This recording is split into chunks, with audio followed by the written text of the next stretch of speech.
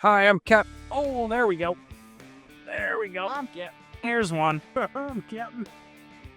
While I'm trying to film, you can go ahead and grab that camera off the top, and I'll get this little bait thief off. A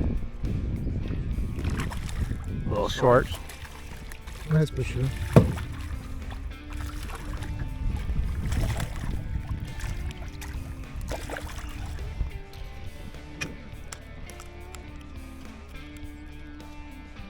Come back next year. For beginners, don't overthink the tackle on this. Basic stuff will work. Medium to heavy spinning rod or a bait caster. The 3,000 to 5,000 series work really well. I'm running 300 series Daiwas and 50-pound braid, and I'm going to go through all of my setups for minnow fishing, bait fishing, and also trolling plugs to swim baits to throwing black worms. There's a variety of ways to catch these fish. Certain times of the year, certain things work better, and if you have a couple of these tools in your box, you'll be okay and be able to get some fish when they're in here. So I'm going to go over minnow fishing right now. There's a couple different ways to do it. If you're sitting stationary like we are right now, is a little bit different style than drifting minnows. Right now, I'm running a snap swivel. I've got 50-pound braid. You can get away with lighter weight, but I run 50-pound braid to a snap swivel, if you can see it here. And then I run another swivel down to a weight. Now, you can get away with this snap swivel and just tie a loop knot and thread your weight through there. And then I run about a 24 to 34-inch leader to a number 1 owner mosquito hook. This is probably my favorite way of fishing because we're changing different locations throughout the day. We're changing out our weights, and our ability to fish different waters is easier to get your gear back in the water. So typically if I'm minnow fishing, I'm staying no more than 4 to 5 ounces of weight. If you're in anything faster than that to keep your bait down, it's going to be a little too fast a current for minnow fishing.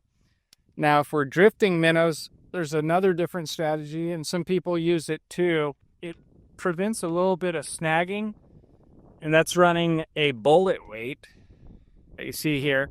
So I got a half-ounce bullet weight. We adjust that to 3/4 ounce, depending on how fast the water's moving. Run a little bead here, keeps a little bit of pressure off the line, getting sunk down when you snag up. To a snap swivel to another leader. I'm running again on this, a number 1 mosquito owner hook, and I tie a loop knot on that as well. Gives the minnow a lot more movement when they're in the water. They can move a lot freer as opposed to tying straight to the hook shaft. So one of the other techniques we use a lot is fish and swim baits. They're a very simple bait to use. They're pretty cheap, and they're very effective. Now here we got 50-pound braid tied off to the head here, and the big thing is people a lot of times will put the hooks in the wrong spot on these.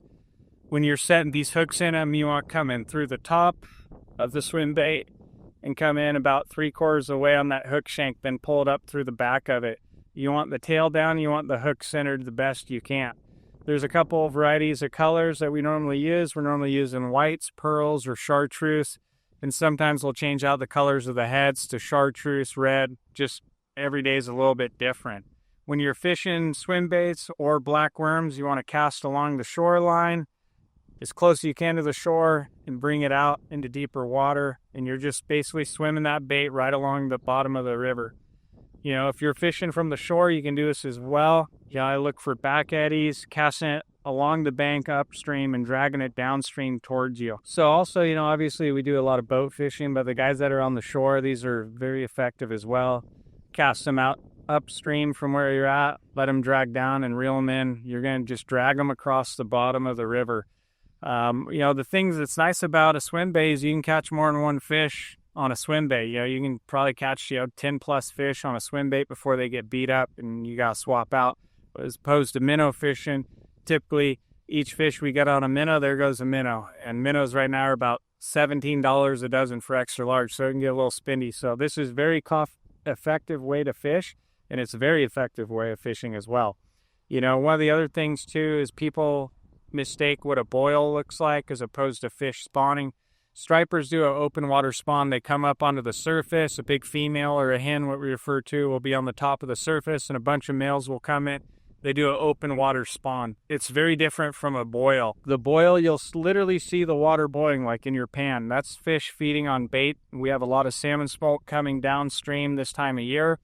And those are two different things. You know, a lot of people see those fish spawning and they think, oh, we need to fish here. Most of the times, you're not going to get bit for a while. Those fish are thinking about other things than eating dinner.